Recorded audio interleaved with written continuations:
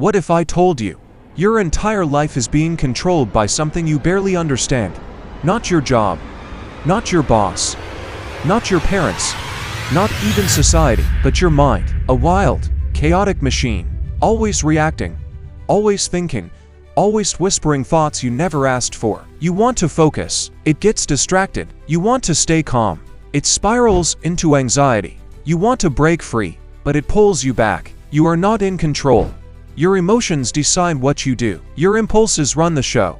And your habits, they're just ruts your mind fell into a long time ago. Now here's the truth most people never hear. If you don't learn to control your mind, someone else will. Your phone will. The algorithm will. Marketing will. Your past will. Controlling your mind isn't just self-help. It's survival. It's freedom. And in this video, I'm going to show you exactly how to do it. Not with vague affirmations, not with believe in yourself love, but with a strategy, a system, and the truth no one ever told you. Because once you understand how your mind works, you'll stop being a victim of it, and finally become the master. And listen, if at any point your brain tries to click away, that's not you. That's the algorithm fighting to keep you weak. So if you're ready to break free, destroy the noise, and finally take back control, like this video, subscribe, and let's rip the chains off your mind. Together, your new life begins now. You ever tried to sit still and just think about nothing? Just silence, just peace. Try it right now. Close your eyes for 5 seconds. Try to focus on your breath. 1, 2, 3. Wait. Did your mind already interrupt you? Maybe it reminded you of a text you forgot to answer, or a mistake from 5 years ago, or what someone said about you, or whether people are even going to like this video. You didn't ask for that thought. It just showed up, uninvited, unfiltered, unapologetic. And that, right there, is the first truth. Your mind is not your friend by default. It's noisy, it's insecure, it's reactive, and most importantly, it's not always you. Let me tell you a story.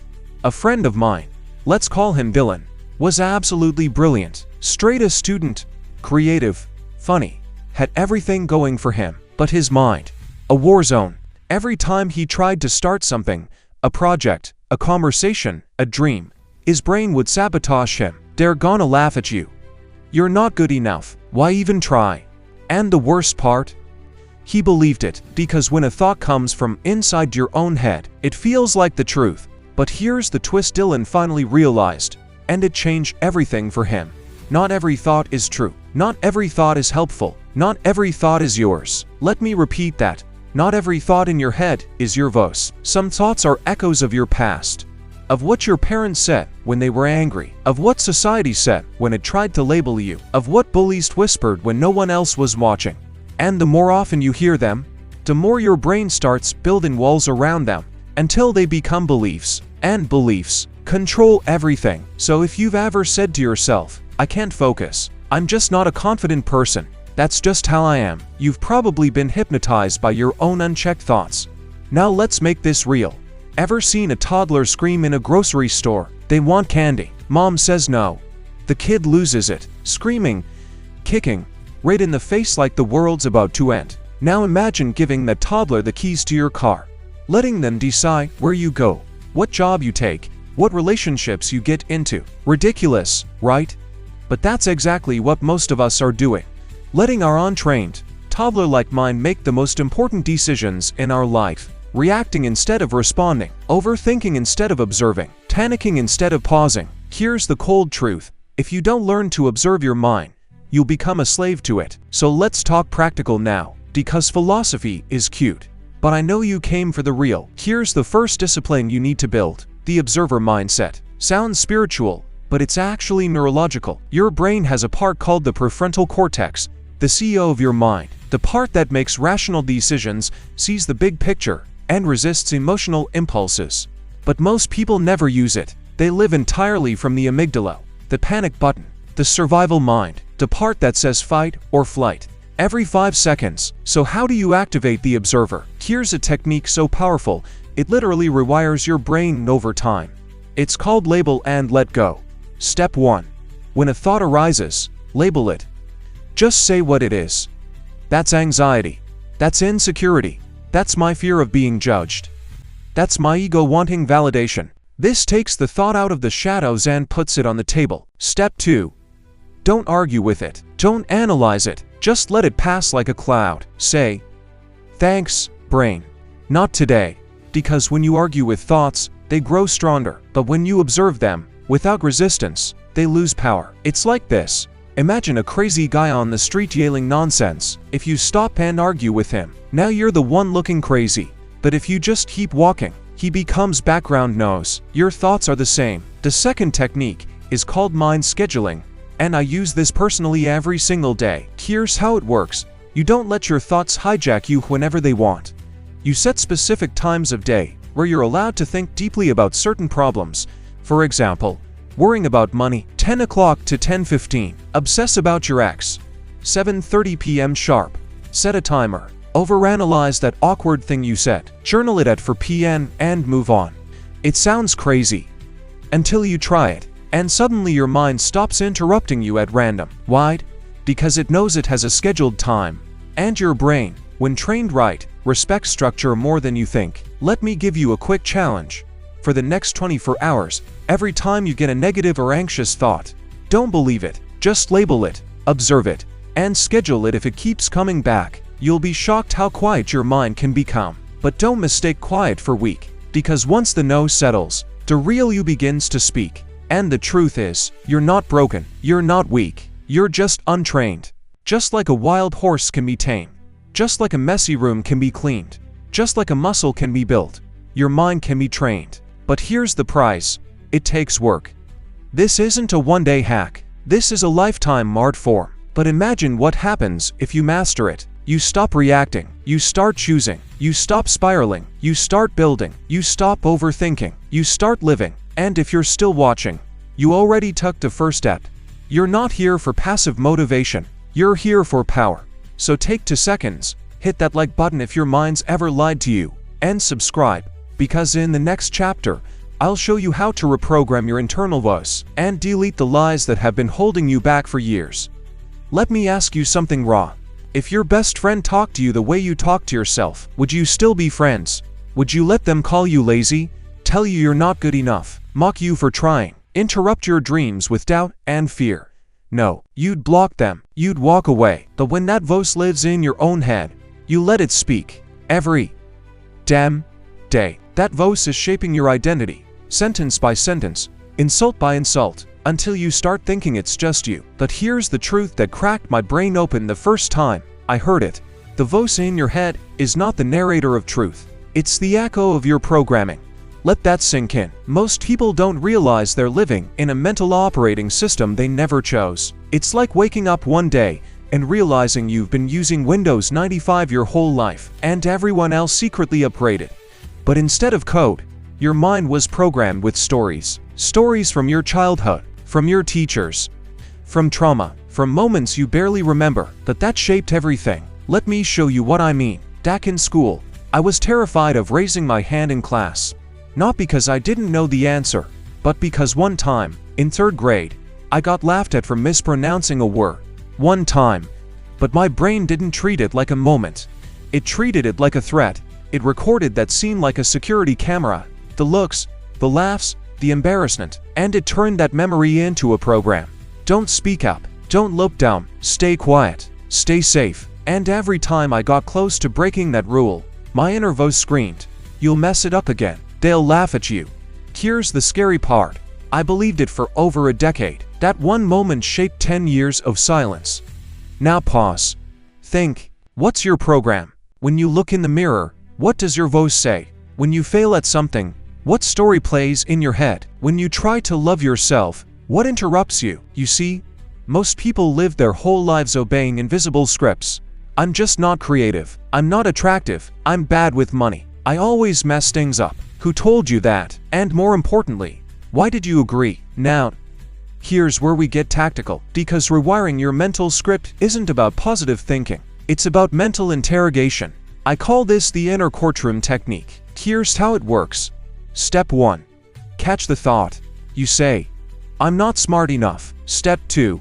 Put that thought on trial. Ask it, who told you that? When did I start believing this? Where's the evidence? What's the counter-evidence? Because I guarantee you, for every moment you failed, there's a moment you succeeded. You just didn't replay it enough. We don't suffer from a lack of confidence. We suffer from a lack of mental evidence on the record. Your mind replays your worst moments in 4K Ultra HD, and your best moments in 144p, no sound. Time to flip that. Step 3. Rewrite the verdict. This is where people mess up. They try to affirm something ridiculous like, I am a billionaire, I am fearless, I am unstoppable, but their nervous system doesn't buy it. So don't lie to yourself. Stretch yourself. Instead of saying, I'm fearless, say, I'm learning to act even when I feel fear. That's believable. That's trainable. That's power. Now I want to give you a practice you can literally do today. It's called script replacement journaling. Each morning, take 5 minutes. Write down the top 3 negative thoughts that keep hitting you. Not random ones, the loud ones, the ones with teeth. Then, for each one, do this. 1. Write where it came from. 2. Write why it's not true, or not fully true. 3. Write the new story. For example, thought, I'm bad with relationships. Origin, my parents had a toxic marriage, and I never saw a healthy model. Why it's false, I've had meaningful connections. I've learned a lot. I care deeply. New story, I'm unlearning dysfunction and creating my own version of love. Boom. That's reprogramming in real time. Now look, I know some of this might sound intense, but let me say this to your face, because I wish someone had said it to mine. The voice in your head can become your biggest coach, or your worst bully, but you get to decide which. Most people think confidence is a personality trait. It's not. Confidence is just the side effect of clean, inner dialogue. When you talk to yourself like someone you respect, you start acting like someone who deserves respect. Let's be honest, you've hyped up friends before. You've forgiven people for mistakes. You've supported others when they were down. Why can't you do that for you? Let's flip it for a second. Imagine if the voice in your head said, you've come so far, you handled that better than you used to. You don't have to be perfect. Just consistent. One setback doesn't erase your growth. Imagine hearing that every day. Wouldn't that change everything? That's the goal. Not fake positivity, but strategic self-respect. Now if your brain's resisting this right now, if you're thinking, this won't work for me, that's the old script talking. And here's what I want you to say, out loud, right now, even if it feels weird. I am no longer available for mental abuse, even from myself. Say it again. Because every time you repeat that, you build a new identity, one that's worth fighting for. And if this hits something real for you, don't keep it in your head. Hit like. Let the algorithm know you're done living small. Subscribe, because in the next chapter, we're going deep into how focus is hacked, stolen, and sold, and how to build the kind of focus that turns your mind into a weapon. Let me paint a picture. You wake up, reach for your phone. Notifications, messages, updates. You scroll for a second. Suddenly it's 42 minutes later. You've seen 7 tragedies, 3 influencers, 2 ads, and now your brain is foggy, your anxiety's up, and your day hasn't even started. Sound familiar? Now ask yourself this. Did you choose to focus on that? Or was your focus stolen? See? Nobody told you this, but I will. We are living in a war for your attention, and if you don't learn to defend it, you lose by default.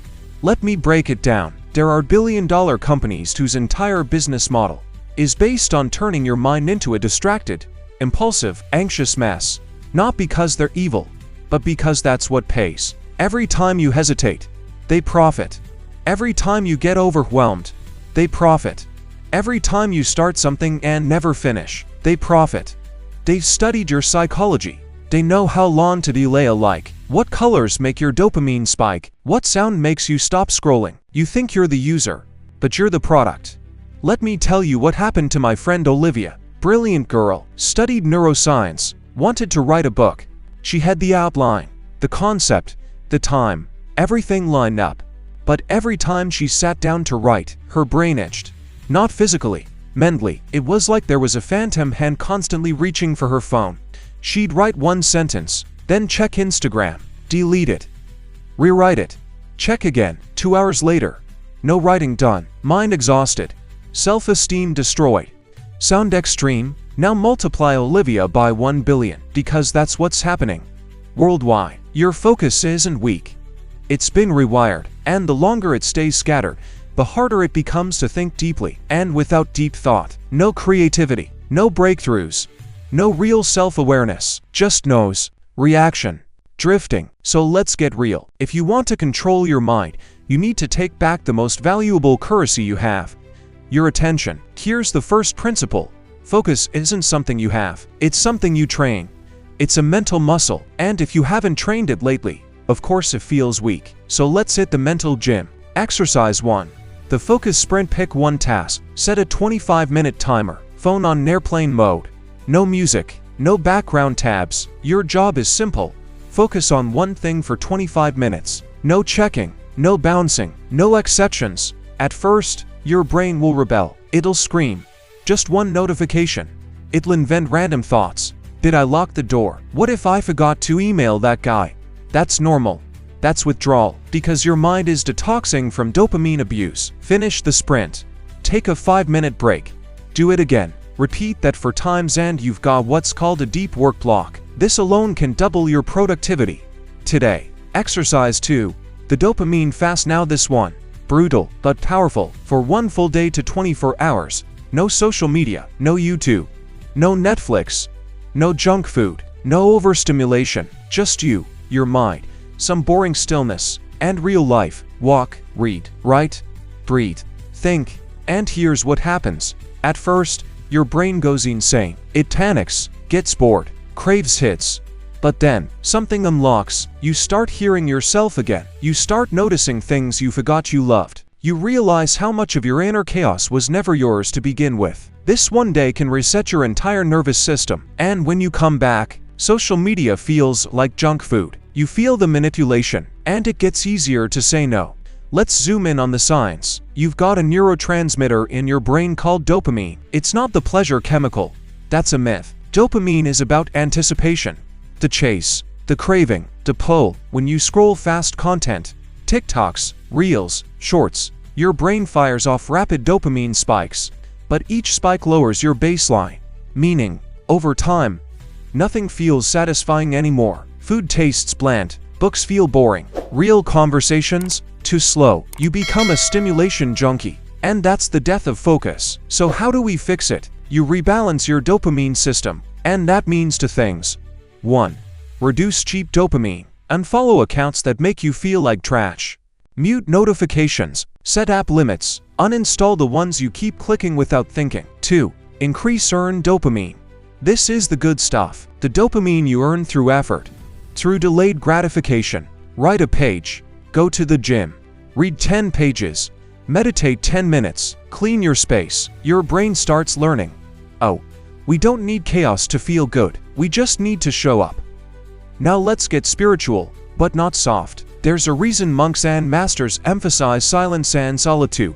It's not because they hate fun. It's because in stillness, you meet yourself. When you reclaim your attention, you reclaim your reality. Most people live in mental poverty, not because they're dumb, but because their attention is bankrupt. So let me hit you with a cold truth. If you don't control your focus, someone else already does. And they're using it to sell you dreams, distractions, and dependency. But not you. Not anymore. Here's what I want you to try. Right now. Today. Pick 1 hour. Just one. Turn off every input. No music. No screen. Just sit and work on something that matters. Journal. Think. Build. Write. Whatever. That 1 hour is a rebellion. It's a middle finger to the system that profits off your scatterbrain. It's the first step in taking your mind back. And if you're still watching, that means you're done being a puppet. You're ready to become a weapon, a force, a builder. So do me a favor. If this hits something real, don't keep it in your head. Hit that like button to anchor this moment. Subscribe so you don't drift back into no's. Because in the next chapter, we're going even deeper. We'll talk about emotional mastery and how to stop being hijacked by every single feeling that shows up without asking. Let's get brutally honest. Most people don't think, they just feel. And then call those feelings thoughts. They don't ask, is this useful? They ask, how do I feel right now? And if the answer is sad, or tired, or anxious, or bored, they let that feeling run the show. You were going to work out, now you don't feel like it. You wanted to have that difficult conversation. Now you're not in the mood. You planned to study, to create, to push forward, but your emotions decided otherwise. So here's the truth. If you don't learn to master your emotional state will master your entire life. Let me tell you about Max. Max was a great guy, creative, talented, huge heart. But every time something went wrong, even a little thing, he collapsed emotionally. One bad comment, he shut down.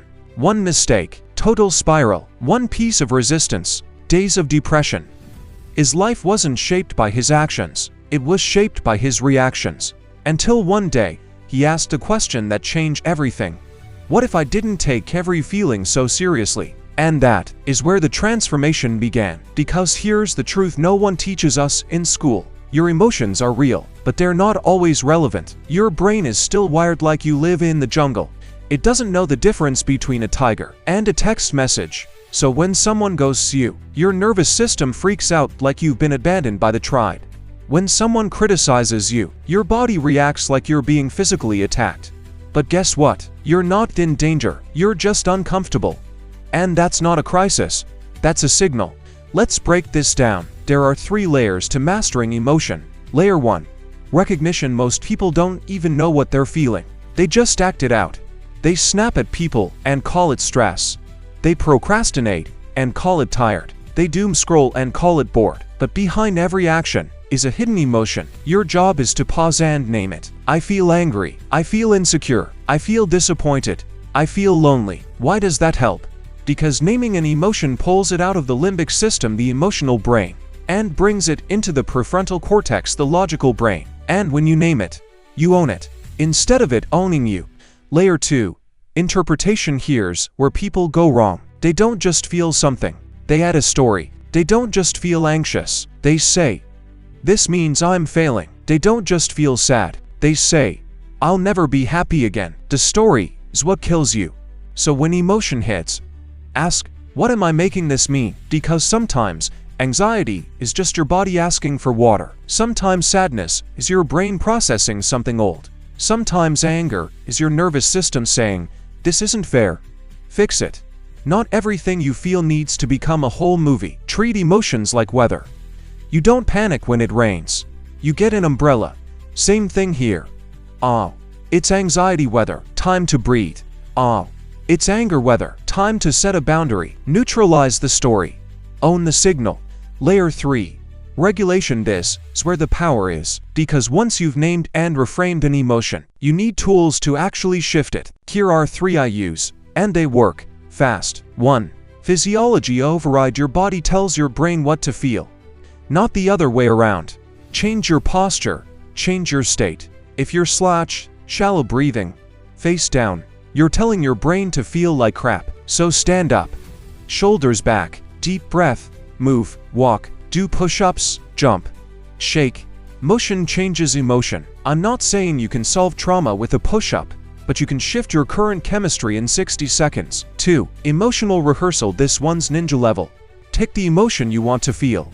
Let's say confidence. Now close your eyes and imagine a moment in the future where you'll meet it. Feel it. Visualize it. Play it like a movie. Your brain doesn't know the difference between real and imagined experience. So the more you rehearse it, the more familiar it becomes. And what's familiar becomes safe. You're literally programming emotional muscle memory. 3.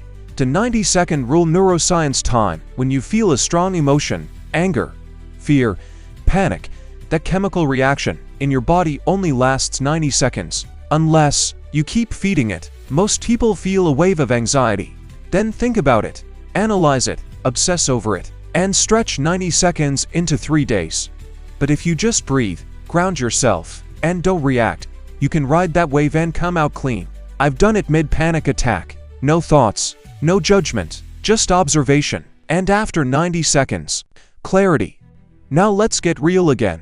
You're not weak for having emotions. You're not broken for struggling with them. You're not failing because you feel sad or scared. But you are responsible for how you respond. There's a version of you that knows how to hold steady when life shakes. There's a version of you that doesn't lash out, shut down, or spiral. There's a version of you that feels everything, but obeys nothing that doesn't serve. That version isn't fiction. It's built.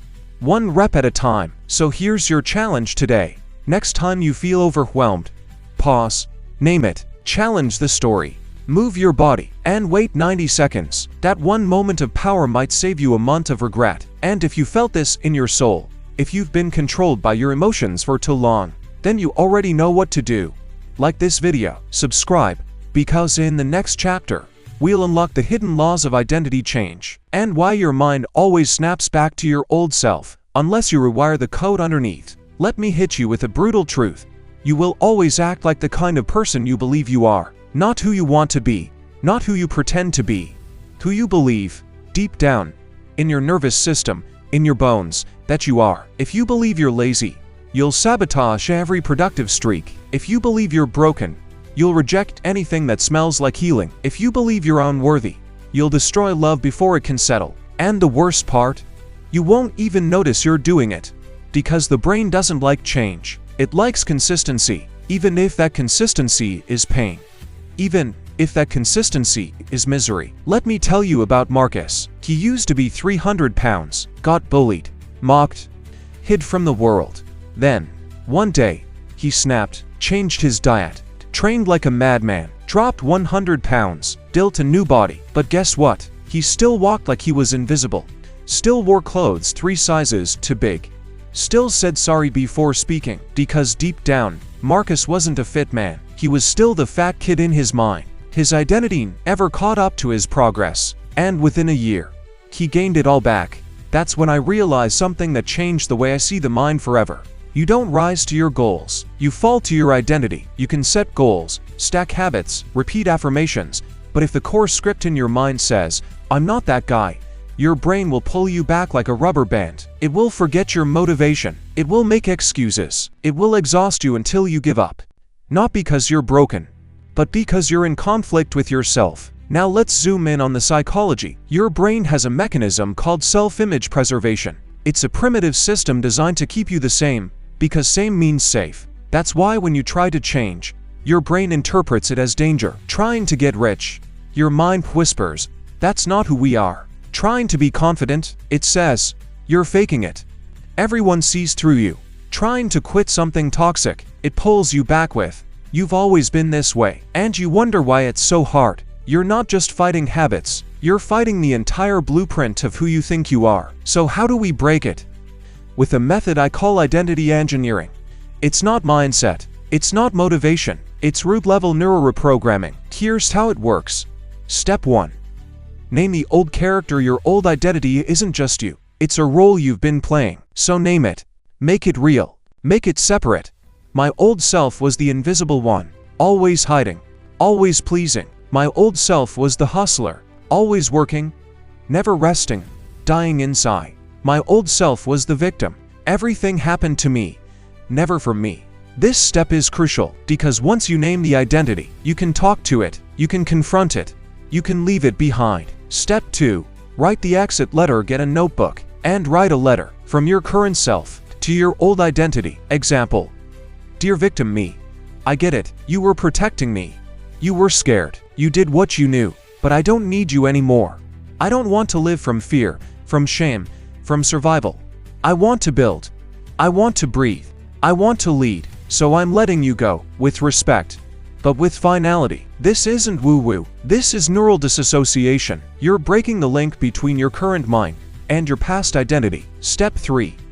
Embody the new character. This is where most people mess up. They write affirmations like, "I am successful," but they don't move like it. They don't talk like it. They don't choose like it. So here's the question. If you were already that version of yourself, what would you do next? That's the cheat code. Don't wait to feel worthy. Don't wait to feel confident. Don't wait to feel ready. Act as if. And your nervous system will catch up. Say it with me. Action creates identity, not the other way around. You build a new self by living in it, over and over, until the mirror catches up. Want to know the secret to real change? Don't change your life, change your identity driver. You're not trying to do different things. You're becoming the kind of person who naturally does them. You're not forcing focus. You are focused. You're not faking confidence. You are becoming confident. You're not pretending to be disciplined. You're identifying as someone who doesn't skip their work. Now a warning. As you step into your new identity, your old one will fight back. It'll whisper, "This isn't you." It'll beg you to relapse. It'll say, "They'll think you've changed." Good. That means it's working. You have changed. That's the whole point. And the people who resist it, let them go too, because you're not here to live in someone else's expectations. You're here to design yourself from scratch. So today, I want you to do this. Name your old identity, write it a goodbye letter, choose your new one, take one action. One that aligns with the new you. And tomorrow, repeat. This is how reinvention works. Not overnight, not instantly, but irrevocably. Because you're not just improving, you're replacing your operating system. So if this hit hard, you know what to do. Like the video, subscribe so we stay locked in. And in the final chapter, we'll go full circle. We'll bring everything together. The thoughts, the emotions, the focus, the identity. And I'll show you how to build a daily system that turns all this into real, lasting control. Let's get brutally honest. You've come this far. You understand how your thoughts hijack you. You've felt the emotional chaos. You've seen the identity traps.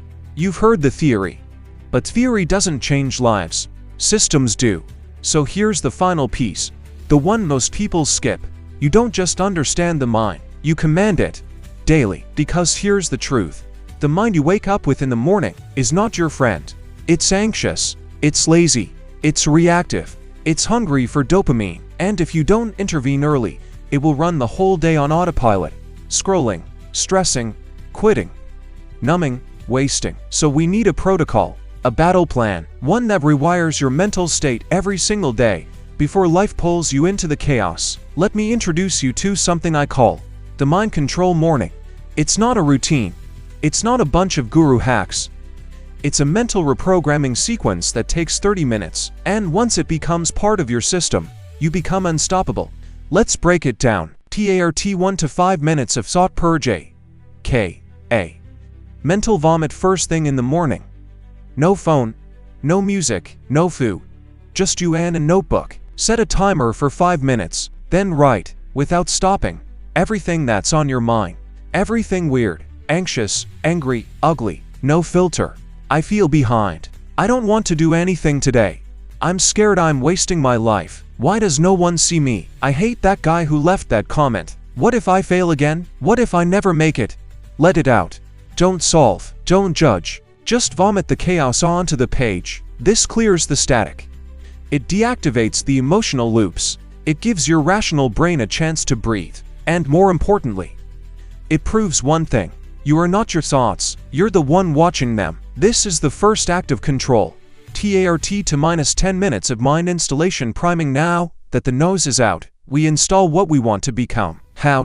By reading out loud the exact identity and mindset we're choosing to step into. This can be a written identity script text. I am focused. I am calm. I lead. I finish. I don't negotiate with weakness. A mission statement. A set of non-negotiables. Don't just read it silently. Read it with emotion, with intensity, with presence. Why? Because the subconscious doesn't respond to logic. It responds to repetition with feeling. That's how advertising works. That's how brainwashing works. We're just using it on ourselves, consciously. You're not hyping yourself up. You're training your nervous system to respond to a new default. Part 3 to 10 minutes of stillness training. Now we go to war with the hardest muscle to train. Attention. Set a timer. Sit down. No music. No fidgeting. Just your breath. Watch it. In, out, in, out. Every time your mind drifts, catch it. Gently bring it back. That's one rep. This isn't woo-woo meditation. This is attention weightlifting. And here's the scary part. If you can't control your attention in stillness, how will you ever control it in stress? This trains you to observe before reacting, to see the trigger before the spiral, to breathe before the panic. Over time, this creates a mental space that most people never experience. And in that space is your power. Part 4. One identity-aligned action. Now comes the most important part. Take action. Immediately, as your highest self. No delay, no planning, no perfection. Just one clear step. Write the first sentence, do the first rep, record the first take, make the scary call. Why first thing? Because it creates evidence for your brain. And once your mind sees that we act differently now, it begins to believe differently. This is how real change happens, not when you feel ready, but when you act in alignment, until reality adjusts. So don't just think about being a new version of you. Behave like it, right now. Every morning, no matter what. Let me be real with you for a second. There will be mornings where your mind fights this. It will say, skip it, you're tired, you're fine, one day off won't hurt. That's your old identity talking, the lazy one, the fearful one, the ghost you're outgrowing. So what do we do when that voice shows up? We smile, and we act anyway, because that's the difference between people who think about mastering their mind and people who actually do it. And I know, if you've made it this far in the video, you're one of the few who's ready. So here's what I want you to do right now. Like this video, not just to help the algorithm, but to cement the decision in your nervous system. Subscribe, not to follow me, but to follow yourself into the version of you that doesn't flinch, doesn't quit, doesn't run, because this is what it means to control your mind, not once, not in theory, but daily, relentlessly, ruthlessly. You now have the map, you have the tools, you have the clarity, and now, in the final moments of this video, let's bring it all home. I'll leave you with the final truth about your mind, your freedom, and the most dangerous idea no one ever told you. You've seen the battlefield, not out there, but in here. And if there's one thing I want you to remember, it's this: the mind is a servant. The moment it becomes the master, you lose yourself. Don't let that happen. Train it, lead it, break it if you must, but never, ever let it run you, because no one's coming to save your mind. You are. Like, subscribe, and take control. Now go.